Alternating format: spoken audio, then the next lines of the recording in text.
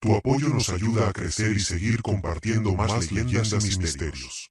Los dejo con la siguiente leyenda. El relato de hoy es la leyenda de El Hombre Tigre, Misiones. ¿Y si te dijera que, en la selva misionera, hay noches en las que los perros no ladran, gimen? No por miedo a la oscuridad, sino por algo que se mueve dentro de ella. Algo que no es del todo hombre. Algo que tampoco es del todo animal. Porque en Misiones, y esto no es un invento moderno, desde hace más de un siglo se murmura un mismo nombre, dicho en voz baja, casi con culpa, el hombre tigre. Dicen que la primera vez que alguien se animó a hablarlo en público fue a fines del siglo XIX, cuando la provincia todavía estaba cubierta por una selva cerrada, espesa, interminable. Estamos hablando de la selva paranaense, entre los actuales departamentos de San Ignacio, Cainguás y Guaraní, zonas donde el monte manda y el silencio pesa. Allí, en esos caminos rojos de tierra, los colonos y tareferos comenzaron a notar algo extraño. Animales despedazados sin señales de caza común, huellas enormes que aparecían y desaparecían sin lógica, y una sensación persistente, la de estar siendo observados.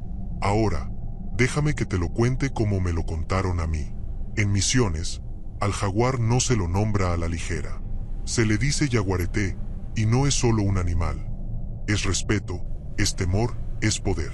Los guaraníes ya hablaban de hombres capaces de tomar su forma mucho antes de que llegaran los mapas y las fechas oficiales. No como una maldición cualquiera, sino como una transformación ligada a pactos, a conocimientos prohibidos, a la selva misma. ¿Y si esa creencia nunca se fue? ¿Y si solo aprendió a esconderse mejor?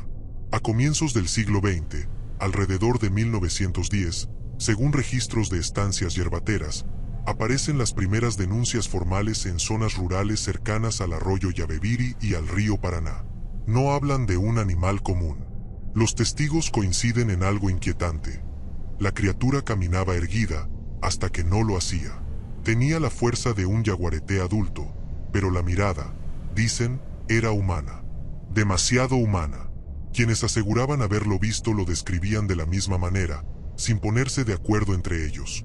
Un cuerpo grande, cubierto de un pelaje oscuro y manchado, hombros anchos, garras capaces de abrir un tronco podrido como si fuera papel.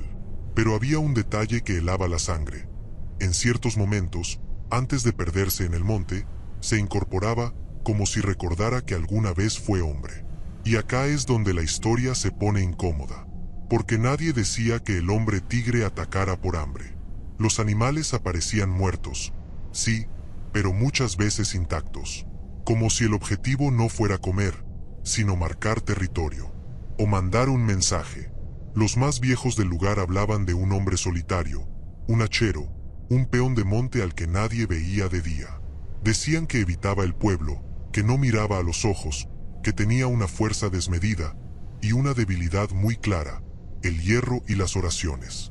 Porque, según la leyenda, el hombre tigre no soporta los objetos bendecidos ni el sonido de ciertas plegarias dichas en guaraní antiguo. Pero, ¿quién era realmente? ¿Un hombre que se convirtió en bestia?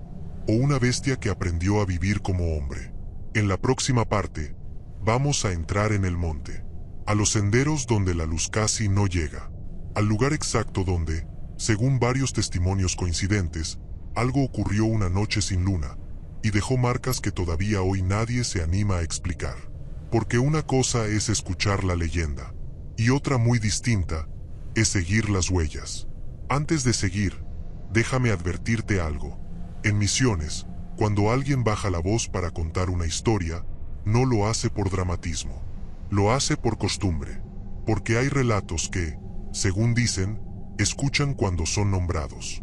Para entender al hombre tigre, hay que entender el lugar donde nace la leyenda.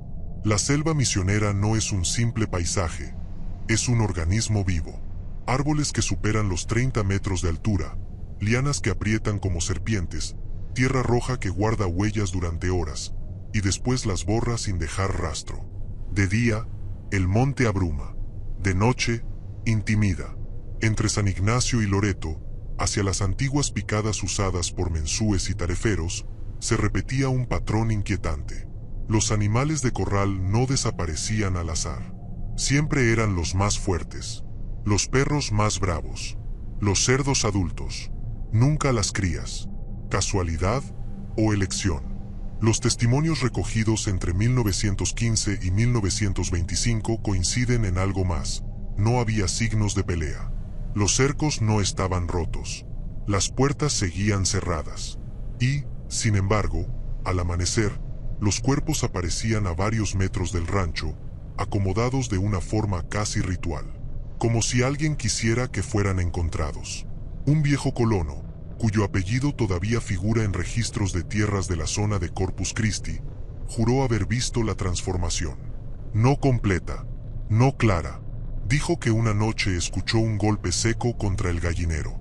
Cuando salió con un farol, vio una figura encorvada, cubierta de sombras. Al levantar la luz, esa cosa retrocedió y él vio el rostro. No era un hocico, era una cara humana deformada por colmillos. Ese hombre describió un detalle que nadie pudo refutar: los ojos. Decía que no brillaban como los de un animal, sino que reflejaban la luz como los de una persona asustada. Como si, por un segundo, algo dentro de esa criatura supiera que estaba haciendo algo prohibido. Ahí aparece uno de los elementos más antiguos de la leyenda. Los guaraníes hablaban de hombres que, por ambición o venganza, realizaban pactos con fuerzas del monte. No era una transformación voluntaria y completa. Era una condena cíclica. De día, hombre. De noche, bestia. El poder era enorme. El precio, irreversible. El hombre tigre, según estas versiones, tenía fortalezas claras: fuerza sobrenatural, resistencia al dolor, capacidad de moverse sin hacer ruido, incluso sobre hojas secas. Pero también debilidades marcadas. No podía cruzar agua corriente fácilmente. Evitaba los claros donde la luna lo iluminaba por completo.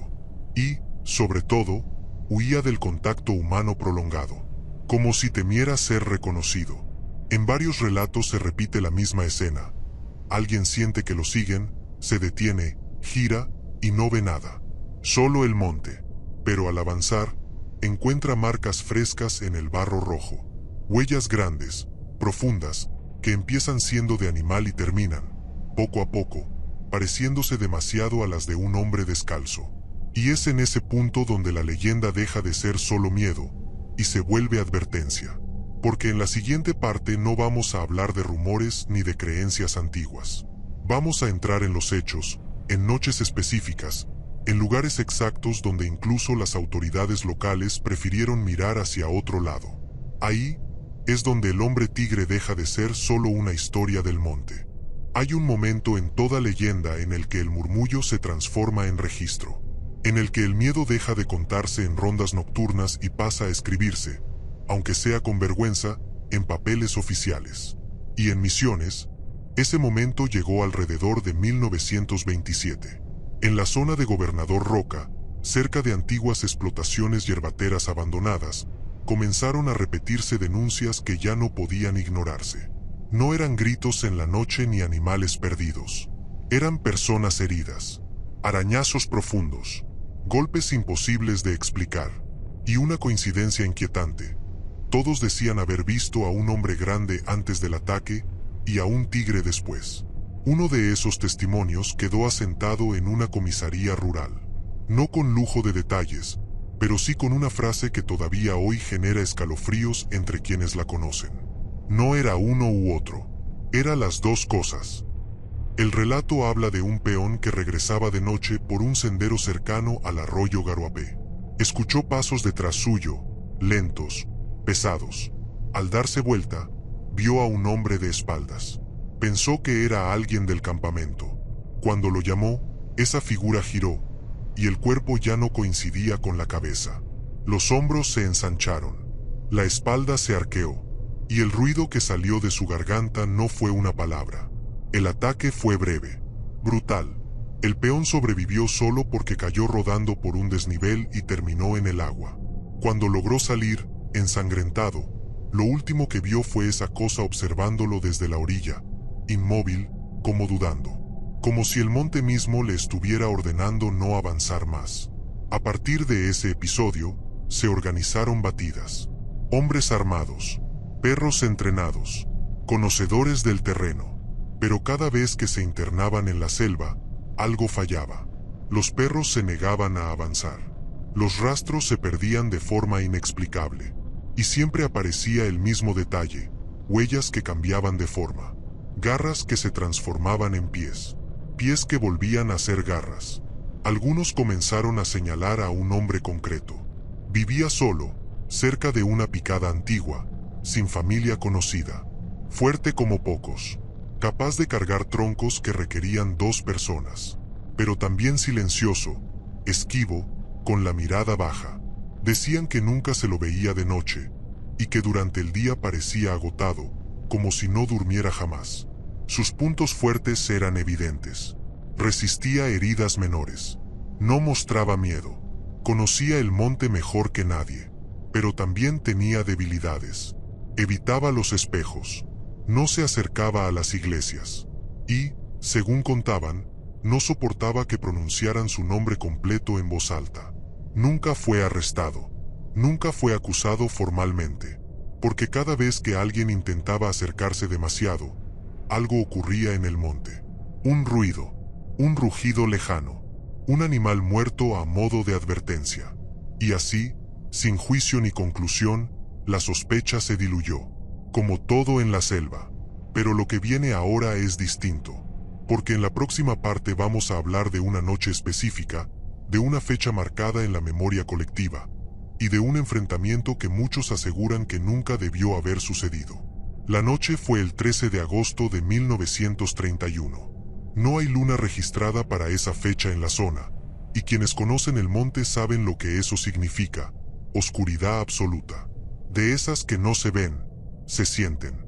El lugar fue una picada vieja, abierta años antes para la extracción de madera, cerca del kilómetro 40 de la actual ruta provincial número 2, en un tramo que entonces no era más que barro, raíces y silencio.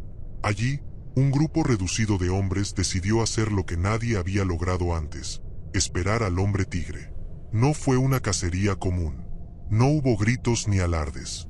Fue una vigilia tensa, cargada de miedo contenido. Algunos llevaban escopetas. Otros, machetes. Uno de ellos, un anciano guaraní, no llevaba armas. Solo un rosario gastado y un pequeño objeto de hierro envuelto en tela. Nadie preguntó por qué. Pasada la medianoche, el monte cambió. Los grillos callaron. Los perros, los pocos que habían llevado, comenzaron a retroceder con la cola entre las patas. Y entonces, desde lo profundo de la selva, se escuchó un sonido que no era un rugido, ni una voz. Era algo intermedio, grave, que parecía arrastrar palabras rotas. La primera silueta apareció entre los troncos. Grande, lenta, con un andar torpe, como si el cuerpo no terminara de decidir qué forma adoptar. A cada paso, las sombras se estiraban. Los hombres contuvieron la respiración, porque lo que vieron no fue un animal lanzándose al ataque. Fue algo peor. La figura se detuvo a pocos metros del claro. Se incorporó, y durante unos segundos interminables, mostró su rostro. Mitad cubierto de pelo oscuro, mitad piel humana sudada y tensa. Los ojos, hundidos, reflejaban miedo y rabia. Los brazos eran demasiado largos. Las manos terminaban en garras, pero aún conservaban restos de uñas humanas. No parecía un monstruo. Parecía alguien atrapado en algo que ya no podía controlar. El anciano dio un paso al frente y comenzó a murmurar una oración antigua, mezclando castellano y guaraní. El efecto fue inmediato. La criatura retrocedió. Gruñó. Se llevó una garra al pecho, como si le doliera. Ahí quedó claro uno de sus puntos más débiles: la palabra. El recuerdo de lo que había sido. Uno de los hombres disparó. El tiro no fue certero. Pegó en un árbol. El ruido rompió el equilibrio. El hombre tigre lanzó un alarido que todavía hoy algunos aseguran haber escuchado en sueños. Saltó. No hacia ellos. Sobre ellos. La confusión fue total. Gritos. Golpes. Oscuridad. Cuando todo terminó, el monte volvió a callar. No hubo cuerpo. No hubo sangre suficiente para explicar lo ocurrido. solo marcas profundas en la tierra y un rastro que se perdía hacia una zona de barrancos y arroyos menores. Esa noche nadie habló de victoria, porque todos entendieron lo mismo: no lo habían vencido, solo lo habían ahuyentado. Y lo más inquietante estaba por venir. En la próxima parte, vamos a ver qué cambió en Misiones después de esa noche, y por qué, desde entonces, el hombre tigre dejó de atacar, pero nunca dejó de ser visto. Después de aquella noche de agosto, algo cambió en la selva. No de golpe, no de manera evidente. Fue un cambio sutil, de esos que solo notan quienes viven escuchando al monte. Los viejos decían que el silencio ya no era el mismo. Entre 1932 y 1940, los ataques cesaron casi por completo. No volvieron a aparecer cuerpos destrozados ni animales acomodados de forma ritual. Las denuncias se redujeron a una sola cosa: avistamientos. Breves, lejanos, siempre incompletos, como si la criatura hubiera aprendido a no dejar pruebas. En zonas cercanas al Parque Provincial Teyucuaré, todavía sin protección oficial en esos años, varios pobladores afirmaron ver una figura moverse entre los paredones de piedra roja al amanecer. No atacaba, observaba, y desaparecía cuando alguien intentaba acercarse. Algunos la describieron caminando en 4 patas, otros, erguida. Ninguno pudo decir con certeza qué era, solo que no era. La leyenda comenzó a tomar otra forma. Ya no se hablaba solo de un hombre condenado, sino de un guardián del monte. Algo que reaccionaba cuando el equilibrio se rompía, cuando la tala avanzaba demasiado, cuando el hombre olvidaba su lugar. No como castigo, sino como advertencia. El supuesto protagonista de las sospechas humanas envejeció. O eso dicen los registros indirectos. Fue visto por última vez en un pueblo pequeño, con el cuerpo encorvado, la piel marcada, evitando la mirada ajena. Algunos aseguraban que caminaba con dificultad, que su fuerza ya no era la de antes. Esa era otra debilidad de la transformación: el tiempo. El cuerpo humano no soporta eternamente lo que no le pertenece. Pero el monte no lo soltó. En 1947, un grupo de trabajadores que abría una nueva picada cerca del arroyo Cuñapirú encontró algo que nadie supo explicar. Huellas enormes marcadas en el barro fresco, que terminaban abruptamente frente a una roca. Como si la criatura se hubiera detenido, se hubiera incorporado, y simplemente ya no estuviera allí. No hubo desapariciones, no hubo enfrentamientos, solo ese rastro imposible. Desde entonces, los relatos coinciden en algo inquietante. El hombre tigre ya no se manifiesta con violencia. Se deja ver solo cuando alguien está solo, cuando la selva es agredida, o cuando alguien intenta ir demasiado lejos. Y acá es donde la historia se vuelve más incómoda, porque en la siguiente parte no vamos a hablar del pasado remoto, sino de testimonios posteriores, separados por décadas, que mantienen la descripción intacta, como si el tiempo no hubiera pasado para él. Porque la pregunta ya no es si existió, sino que sigue existiendo en el monte misionero. Los años pasaron, pero en Misiones nadie se atrevió a decir que la historia había terminado. Porque cuando una leyenda muere, deja de repetirse. Y el hombre tigre nunca dejó de ser nombrado. Entre 1950 y 1965, con la expansión de rutas, aserraderos y nuevos asentamientos, comenzaron a aparecer relatos aislados, separados entre sí, pero inquietantemente similares. No venían de los viejos narradores de fogón, sino de personas que no buscaban contar historias: ingenieros, policías rurales, obreros temporales. Uno de esos testimonios proviene de la zona cercana a Puerto Rico, no el pueblo turístico actual, sino el área selvática que entonces rodeaba el río Paraná. Un capataz declaró haber visto una figura cruzar la picada al amanecer. Pensó que era un yaguareté, hasta que se detuvo un segundo más de lo normal. Se incorporó, miró alrededor, y volvió al monte caminando como un hombre cansado. Ese detalle se repite una y otra vez. El cansancio, la torpeza momentánea, como si la transformación ya no fuera fluida, como si la criatura estuviera perdiendo algo o resistiéndose. En esos años, también surgen versiones sobre protecciones específicas. Se decía que el hombre tigre evitaba casas donde colgaban cruces de hierro, no de madera, que no se acercaba a lugares donde alguien rezaba en voz alta, sin miedo, y que jamás atacaba a quien caminara sin desafiar al monte. Esa era otra de sus debilidades, la soberbia humana lo atraía. El respeto, en cambio, lo alejaba. Un guardabosques de la zona de El Alcázar contó algo que nunca quiso firmar. Relató que, durante una ronda nocturna, sintió que alguien lo seguía. No escuchó pasos, solo respiración. Al llegar a un claro, dejó su linterna en el suelo y habló. No gritó, no amenazó, solo dijo que no venía a dañar nada. La respiración se detuvo, y la presencia se fue. Desde ese momento, muchos dejaron de verlo como un castigo. Empezaron a pensar que el hombre tigre era una frontera viva, algo que existía para recordar que la selva no pertenece del todo a nadie. Pero esa idea no trajo alivio, porque si algo cumple una función, es porque todavía es necesario.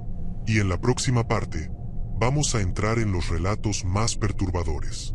Los que hablan de herencia, de transformación no como castigo individual, sino como algo que puede repetirse. Algo que no termina con una persona. Ahí, la leyenda deja de mirar hacia atrás y empieza a mirarnos a nosotros. Hay una parte de la leyenda que casi nunca se cuenta en voz alta. No porque falten testimonios, sino porque incomoda. Porque plantea una idea que nadie quiere aceptar del todo, que el hombre tigre no sea solo uno, sino una posibilidad. Los relatos más antiguos ya insinuaban esto. Los guaraníes hablaban de la transformación como un conocimiento transmitido, no siempre buscado, a veces heredado. No de sangre necesariamente, sino de decisión, de cruzar un límite, de aceptar algo que después no se puede deshacer. A fines de los años 70, en áreas cercanas al Valle del Cuñapirú, comenzaron a circular historias nuevas, contadas por jóvenes que no habían escuchado las versiones viejas. Eso fue lo que llamó la atención, porque usaban las mismas palabras, las mismas descripciones. Sin saberlo, uno de esos relatos habla de un muchacho que se internó solo en el monte, de noche, desafiando advertencias. No buscaba cazar, buscaba probar algo. Horas después, quienes lo esperaban escucharon un grito que no pudieron identificar. Al amanecer, él volvió, descalzo, cubierto de barro, con marcas profundas en los brazos. No quiso explicar nada, solo dijo una frase: ahí adentro, hay cosas que esperan. Desde entonces, en esa zona se reportaron huellas dobles, pequeñas al principio, luego más grandes, como si alguien estuviera aprendiendo, como si el monte estuviera enseñando. Las fortalezas del hombre tigre, en estas versiones, siguen siendo las mismas: fuerza desmedida, resistencia, dominio total del terreno. Pero aparecen nuevas debilidades: la duda, el miedo, la conciencia. Cuanto más humano es quien se transforma, más sufre, más se delata, y más cerca está de perder el control. Un cazador experimentado aseguró haber visto dos figuras moverse juntas una noche sin luna. Una ágil, segura, antigua; la otra torpe, insegura, como imitando. No atacaron, no se acercaron, solo observaron, y se perdieron en direcciones opuestas. Ese relato nunca fue confirmado, nunca fue negado, como casi todo en esta historia. Y acá es donde la leyenda toma su forma más peligrosa. Porque si el hombre tigre puede repetirse, entonces no pertenece al pasado, pertenece al monte y al futuro. En la próxima parte, vamos a hablar del punto más tenso de la historia. El momento en el que varias versiones chocan, donde nadie se pone de acuerdo, salvo en una cosa: algo estuvo a punto de romperse. Hay un punto en toda leyenda donde el hilo se tensa tanto, que amenaza con cortarse. En el caso del hombre tigre, ese punto no tiene una sola fecha ni un solo lugar, pero todos los relatos lo ubican en un mismo escenario, cuando el monte comenzó a desaparecer más rápido de lo que podía defenderse. Entre finales de los años 80 y comienzos de los 90, la tala y el avance humano llegaron a zonas que hasta entonces habían permanecido casi intactas. Áreas cercanas a San Pedro, 2 hermanas y sectores profundos del norte misionero. Y con ese avance, volvió algo que hacía décadas no se sentía con tanta intensidad: la presión. Los testimonios de ese periodo no hablan de ataques directos, pero sí de enfrentamientos invisibles. Máquinas que se detenían sin explicación. Caminos recién abiertos que amanecían bloqueados por árboles caídos de forma antinatural. Marcas profundas en la tierra roja, siempre alrededor de campamentos abandonados apresuradamente. Un ingeniero forestal contó, años después, que una noche escuchó pasos rodeando su carpa. No eran rápidos, no eran pesados, eran deliberados, como si alguien midiera cada movimiento. Cuando se asomó, no vio nada, pero al amanecer encontró huellas alrededor del campamento. Grandes, demasiado grandes, y entre ellas, pisadas humanas descalzas. Ahí surge la versión más inquietante de todas, la que nadie quiere confirmar, pero tampoco desmentir. La que dice que el hombre tigre no actúa solo cuando el equilibrio está a punto de romperse, que aparece cuando la selva es empujada a un límite del que no puede volver. Los viejos del lugar comenzaron a repetir una advertencia. Cuando se lo ve más seguido, no es porque él se acerque, es porque nosotros fuimos demasiado lejos. Esa es su mayor fortaleza y su mayor condena. No caza por placer, no protege por bondad. Responde, y cuando responde, deja señales claras, pero nunca definitivas. Porque no busca ser probado, busca ser entendido. En ese periodo, hubo una noche en particular que muchos recuerdan, aunque nadie coincide del todo en los detalles. Una noche sin luna, con viento extraño, en la que varios animales del monte se desplazaron al mismo tiempo, como huyendo de algo que no se veía. Algunos dicen haber escuchado un rugido largo, sostenido, que no parecía venir de un solo pecho. Nada sucedió en el sentido clásico. No hubo muertos, no hubo capturas, no hubo finales. Pero desde entonces, el respeto volvió, al menos por un tiempo. Y ahora, en la próxima parte, vamos a entrar en el tramo más delicado de esta historia. El momento en que la leyenda deja de mirar al monte y se detiene frente a quien escucha. Porque hay algo que todavía no se dice del hombre tigre. Algo que, tal vez, explica por qué nunca se fue. Hay algo que casi todos los relatos evitan. No porque falten palabras, sino porque cuesta sostener la idea. Porque cuando alguien se anima a decirlo, la leyenda deja de ser externa y se vuelve cercana. Demasiado cercana. Los que más saben del hombre tigre, los que no aparecen en libros ni documentos, coinciden en un punto inquietante. Nunca se muestra completo. Siempre es visto de perfil, entre sombras, en transición. Como si la forma final no fuera lo importante. Como si lo esencial fuera el proceso. Un antiguo cuidador de monte, en la zona de reserva de Biosfera Yabotí, solía decir que el error es imaginar al hombre tigre como una criatura que sale a cazar.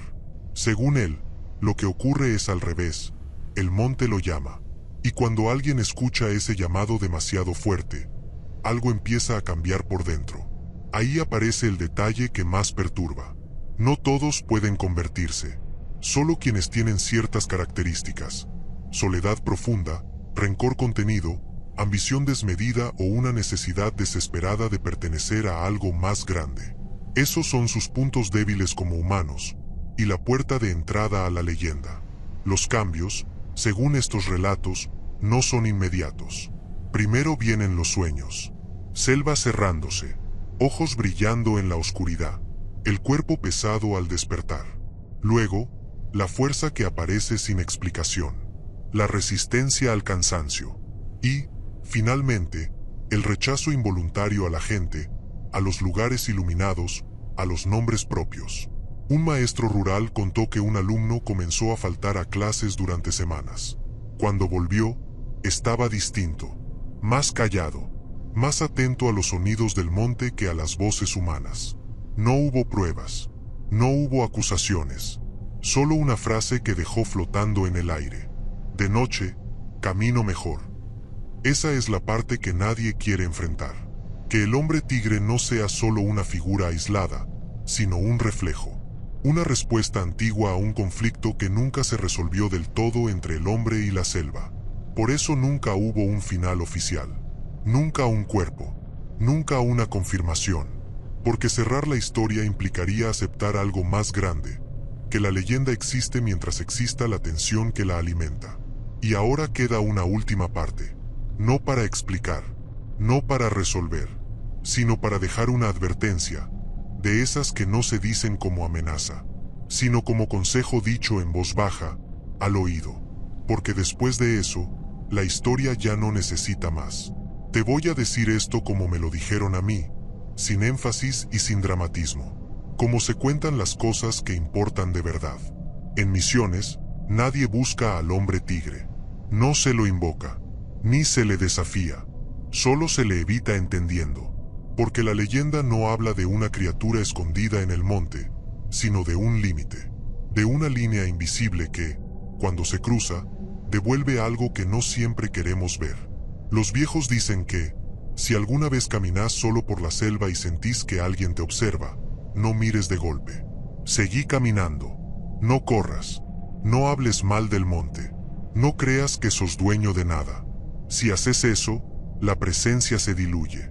Como si nunca hubiera estado ahí. Nunca hubo una fecha final. Nunca se registró una desaparición definitiva. Nunca se escribió un cierre oficial. Y eso no es una falla del relato, es su condición. Porque el hombre tigre no pertenece a una época cercana ni a un hecho puntual. Pertenece a la repetición, a la advertencia constante. Su mayor fortaleza siempre fue la misma, no necesitar ser visto. Su mayor debilidad, recordar que alguna vez fue humano. Por eso la leyenda sigue viva en los caminos de tierra roja, en los arroyos escondidos, en los paredones de piedra donde el eco no devuelve el sonido correcto. No como amenaza directa, sino como recordatorio. Así que, si alguna noche en Misiones el monte se queda en silencio de golpe, si los grillos callan, si los perros bajan la cabeza, no preguntes qué fue. Pregúntate qué se hizo para que vuelva a ser necesario. Y después, seguí caminando.